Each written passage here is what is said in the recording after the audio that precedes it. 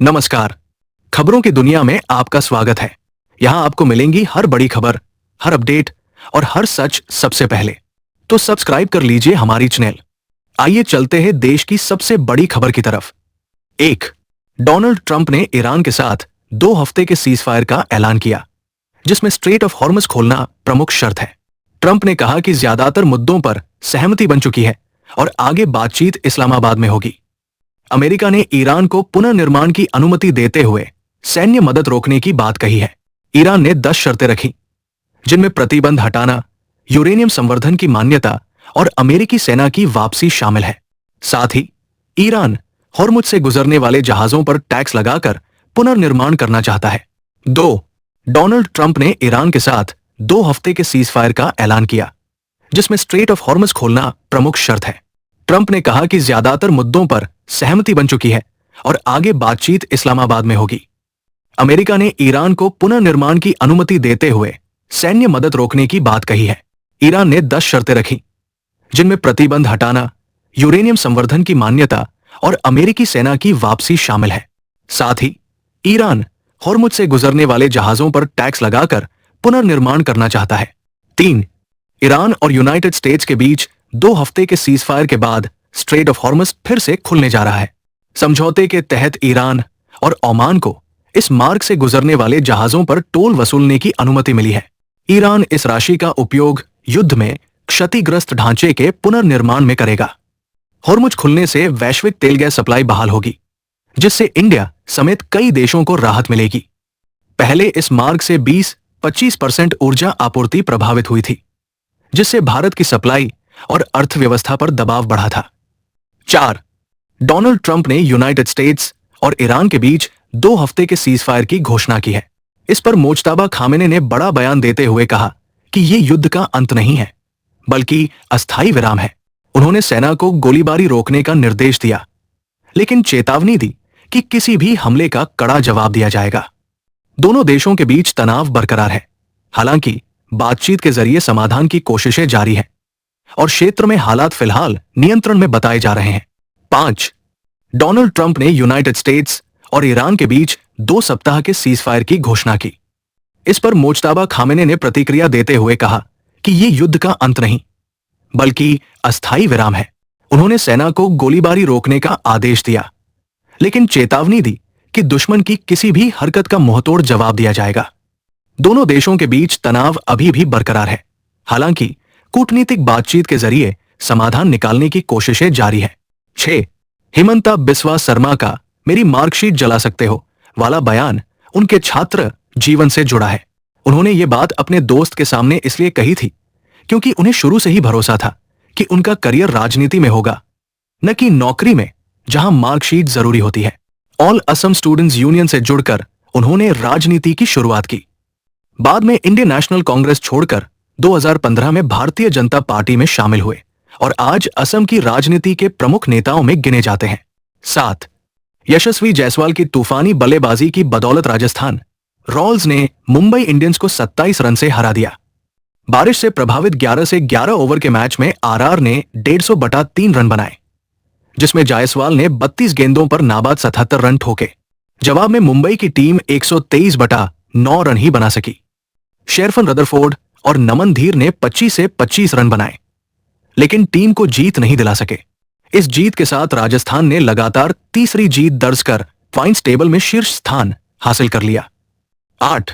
United states और Iran के बीच 2 हफ्ते के सीजफायर से इंडिया को बड़ी राहत मिलने की उम्मीद है। स्ट्रेट ऑफ हॉर्मुज खुलने से कच्चे तेल, एलएनजी और एलपीजी की सप्लाई सुधरेगी, जो पहले बाधित हो गई थी। भारत अपनी 60% एलपीजी और बड़ा हिस्सा ऊर्जा का इसी रास्ते से आयात करता है। 2 भारतीय एलपीजी टैंकर सुरक्षित भारत की ओर बढ़ रहे हैं, जबकि कई जहाज अभी भी खाड़ी में फंसे हैं। सीजफायर से ईंधन संकट कम होगा और अर्थव्यवस्था पर दबाव घटने की उम्मीद है। 9. हार्दिक पांड्या ने मुंबई इंडियंस की हार का जिम्मेदार गेंदबाजों को ठहराया, न कि बल्लेबाजों को। राजस्थान रॉयल्स ने 27 रन से जीत दर्ज की, जिसमें यशस्वी जायसवाल के 77 रन और वैभव सूर्यवंशी की तेज 39 रन की पारी अहम रही। पांड्या ने माना कि गेंदबाज उम्मीद के मुताबिक प्रदर्शन नहीं कर पाए। उन्होंने वैभव की निडर बल्लेबाजी की जमकर तारीफ करते हुए उनके उज्जवल भविष्य की कामना की। मुंबई की ये लगातार दूसरी हार है और टीम को अगले मैच में बेहतर प्रदर्शन की जरूरत है। 10. जयराम रमेश ने यूनाइटेड स्टेट्स ईरान सीजफायर पर प्रतिक्रिया देते हुए नरेंद्र मोदी सरकार पर निशाना साधा। उन्होंने कहा कि युद्ध विराम में पाकिस्तान की भूमिका भारत की कूटनीति के लिए झटका है। रमेश ने आरोप लगाया कि पाकिस्तान को अलग थलग करने की नीति सफल नहीं रही। उन्होंने 56 इंच का सीना टिप्पणी करते हुए पीएम पर तंज कसा और ऑपरेशन सिंदूर को अचानक रोकने पर सवाल उठाए।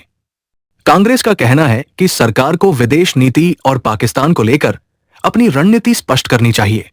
11. रिपोर्ट के मुताबिक दीपिका पादुकोण की गोलमाल 5 में कैमियो एंट्री हो सकती है, जिसे रोहित शेट्टी डायरेक्ट कर रहे हैं। फिल्म में अजय देवगन समेत कई पुराने कलाकार नजर आएंगे, जबकि अक्षय कुमार की भी एंट्री बताई जा रही है। दीपिका फिल्म में इंस्पेक्टर शक्ति शेट्टी के किरदार में दिख सकती है, जो सिंघम अगेन से जुड़ा है। क्लाइमैक्स में वो अक्षय के किरदार को पकड़ने मिशन पर होंगी। हालांकि मेकर्स ने अभी तक इस खबर की आधिकारिक पुष्टि नहीं की है। 12. बिहार में नए मुख्यमंत्री को लेकर भारतीय जनता पार्टी की हलचल तेज हो गई है। 10 अप्रैल को दिल्ली में पार्टी की अहम बैठक होगी, जिसकी अध्यक्षता नितिन नवीन करेंगे। इसमें सम्राट चौधरी, विजय कुमार सिन्हा समेत कई नेता शामिल होंगे। बैठक में प्रदेश कोर कमेटी से मुख्यमंत्री के नाम पर सहमति बनाने की कोशिश की जाएगी। नीतीश कुमार के इस्तीफे के बाद नई सरकार के गठन की प्रक्रिया तेज हुई है। हालांकि अभी तक सीएम के नाम पर अंतिम फैसला नहीं हुआ है। 13. जो केंट ने यूनाइटेड स्टेट्स ईरान सीजफायर पर चेतावनी दी है कि यह लंबे समय तक टिक नहीं पाएगा अगर इजरायल को संयम में नहीं रखा गया। उन्होंने कहा कि केवल युद्ध विराम का ऐलान काफी नहीं, बल्कि उसका सही क्रियान्वयन जरूरी है। किसी भी पक्ष की ओर से हमले जारी रहे तो समझौता कमजोर पड़ सकता है। यह बयान ऐसे समय आया है जब 2 हफ्ते का सीजफायर लागू है और क्षेत्र में शांति बहाल करने के प्रयास जारी है, जबकि पहले संघर्ष से वैश्विक तेल गैस आपूर्ति भी प्रभावित हुई थी। 14. आज 8 अप्रैल को गोल्ड और सिल्वर की कीमतों में तेज उछाल देखा गया। एमसीएक्स पर चांदी करीब 13,000 रुपए बढ़कर 2.44 लाख रुपए प्रति किलोग्राम पहुंची, जबकि सोना 3,600 रुपए चढ़कर 1.53 लाख रुपए प्रति 10 ग्राम हो गया। अंतर्राष्ट्रीय बाजार में भी कीमतों में तेजी रही। इस बढ़ोतरी की मुख्य वजह डोनाल्ड ट्रंप द्वारा ईरान के साथ सीजफायर, कच्चे तेल की कीमतों में गिरावट और बेहतर निवेशक भावना है।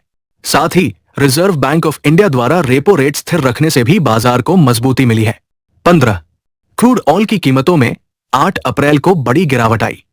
डोनाल्ड ट्रंप द्वारा ईरान के साथ 2 हफ्ते के सीजफायर ऐलान के बाद वेस्ट टेक्सास इंटरमीडिएट WTI करीब 17% गिरकर $95 प्रति बैरल और ब्रेंट क्रूड 16% टूटकर $92 पर आ गया। स्ट्रेट ऑफ हॉर्मुज खुलने की उम्मीद से वॉर प्रीमियम घटा और बाजार शांत हुआ। हालांकि विशेषज्ञों के अनुसार सप्लाई पूरी तरह सामान्य होने में समय लगेगा, इसलिए कीमतें निकट भविष्य में 90-95 के आसपास बनी रह सकती है। Thank you for watching.